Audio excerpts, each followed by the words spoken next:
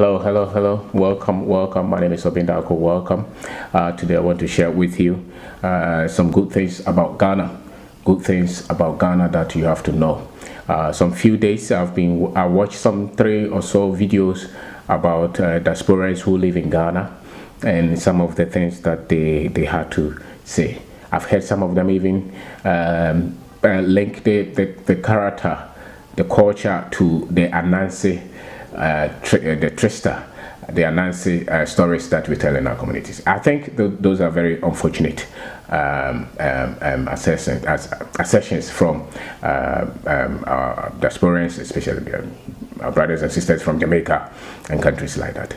I think it's wrong. I've heard these things from Caribbeans more. I've also heard a lot of negatives from those from America, and I think it's unfortunate that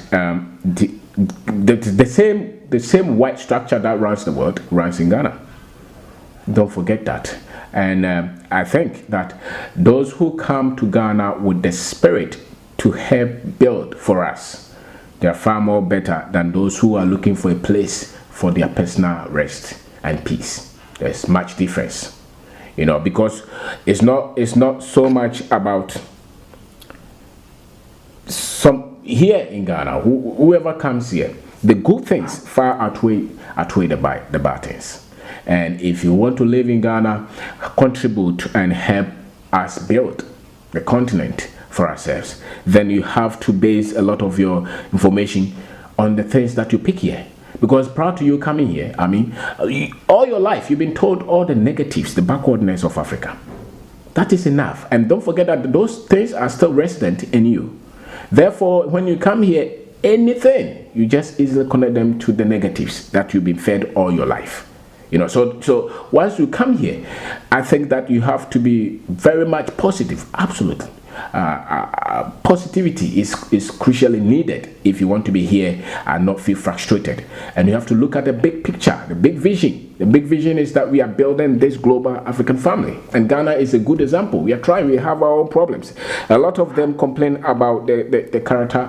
People are not straightforward. People are not up to time. People, they are even looking for it. These ones also come from the Ghanaians who traveled and have come back to do business. They talk about the work ethics of our people. We know, but Ghana is not England. Ghana is not America. Africa is not Australia.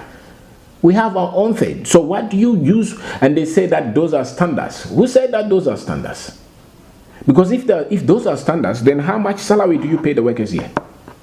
What are the other benefits that do you give? Do you give the same thing when you start a business? Do you do the same thing here? You don't do.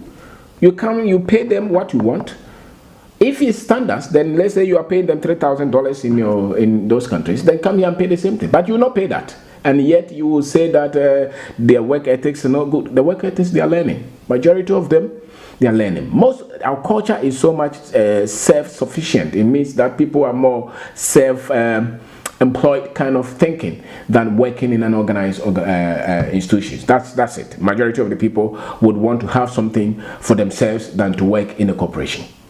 So it's a drag for them to come to even work with you and take instructions from you. It's not because they are so much lazy as we want to put them. So you hear a lot of these negatives from diasporans, and I think it's very unfortunate. Very much unfortunate. The person even talk about tribalism, that the Ashantis are fighting the Akans. That's even an error. Asante is an Akan tribe, so how come Asante fight Akan? I don't know. And Elwes are fighting guys. Those are just human nature, even in families. Don't you disagree? Yeah, disagree. Ghana is one of the most coherent societies in the world. We have lived. Africa has actually trying to live with all these tribes without major tribal wars all these years. There will be, but I don't see them as systemic and structures to disenfranchise or to make some people weak in terms of weight and power. If you come to Ghana, every tribe has access to any weight that they want. Yes, there could be some few variances, but even that, nobody stops them. If you go to any tribe in Ghana, anybody has a chance to become the president, become the minister, become anything, become a business person, whatever that you want to do, go to any school that you want. So tribalism should not even be a negative force, as they say, not in Ghana. There are so many people who have intermarried. As a matter of fact, you would hardly find one person who can say purely that I am purely Asante for the last 5 generations. It's not possible. By all means, there will be another tribe in your bloodline if you were to do the study. So Ghana has done very much well. We live. There will be just some prejudices in terms of tribes, but in terms of fierce fight, we don't do that. Even in politics, the NDC, NPP, they gauge in, but there is a lot of positivity. There's a lot of positivity. There's a lot. Ghana is a very great example. And I think that diasporans should think like that. We need people who want to be so much positive. This idea of, balance it with the negative. Listen, if somebody has been trampled upon and beaten and destroyed, that person does not need negativity. They need, because it's been years of negativity. It's been years of accusation. It's been years of criticism against ourselves. This is the time that we are trying to build some kind of strength. And that's where the intelligent will want to tell us to be balanced. We cannot balance it because the thing has so much been imbalanced, So we need people to be so much positive and go extra mile to look for the positive, because those countries that you live, that you're talking about, a good road and what again, good work ethics and electricity, they condition you. There's so many evils there that you don't want to talk about them. When you come here, very few. But the other thing that I've seen is that much of it is also dependent on the content of the person. If you not study so much about the history, about the white supremacist agenda, about Africa, about what you have endured, about the culture, if you have not built yourself, when you come here and the pressure comes, you will turn to the negative because you want to give up. And when people want to give up, they have to have something to blame, and therefore they will say all these negative things that they say, because there are good things about our country. We have lived here and we have built businesses. We don't give excuses. We interpret what our people, the behavior. Yes, of course, I'm going to buy a land and somebody gives me stories, takes my money and tells me another story.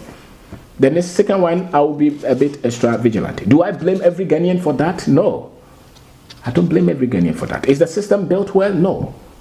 Is the land structure, the land tenure structure built well? We're still evolving. Are politicians absolutely right? No.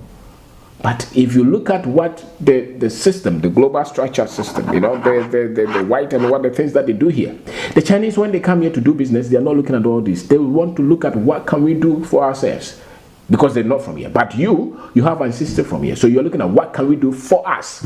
Even the Chinese are not giving excuses. They built something to work for them. I don't like their system, but they don't give excuses. They are not looking for the negatives here. They are looking for the positives, and that's why they're building businesses. But you come here and you're looking for the negative because you've been trained to be selfish, to look for yourself and to look for your interests and to protect yourself and to always look for that which will benefit you, not the one which will benefit us. And that's the kind of thinking that does not work in Africa. Negativity does not work. Self does not work. I myself alone does not work in Ghana. We are looking at, this is Ghana, this is Africa. We've been destroyed, we've been resilient with all this. We've been very much. If you're looking for good things in Africa, we've been so much. The people are kind. The people, yes, they can do things, but generally they're very kind. When you are in trouble, you see that a lot of Ghanaians are very kind, and I know it's all across Africa because it's nice. We are very kind and we are good people. Yes, we have our biases, we have our problem, but we are very good people. And so all the stories, the histories that the white man told you about us, and we sold our people and the hatred, and when you come and our lifestyle is different, you want to say that we are unpolished. Who told you that there is a standard? Every culture is unique, no culture is better than the other. So long as that culture feeds the people, standard. As a matter of fact, the so-called loans that our governments go to take, how many of them, how much of that of those loans come to the people? It's for the people. So the people really don't benefit from that. So if our government decided not to even take any loan, the people's life probably would have been better. So it's not, we have structures that have worked for us. You go to most of the villages in our country, people are subsistent. All that we need is proper argument and stronger argument to use what we have and develop from there, and not so much focus on this the white culture and the ideologies about economics, about development, because those things entirely alone will not be the ones, will not be the part that Africans would have to take. So when you come and you see the road are not good, there has to be a way that you look at that.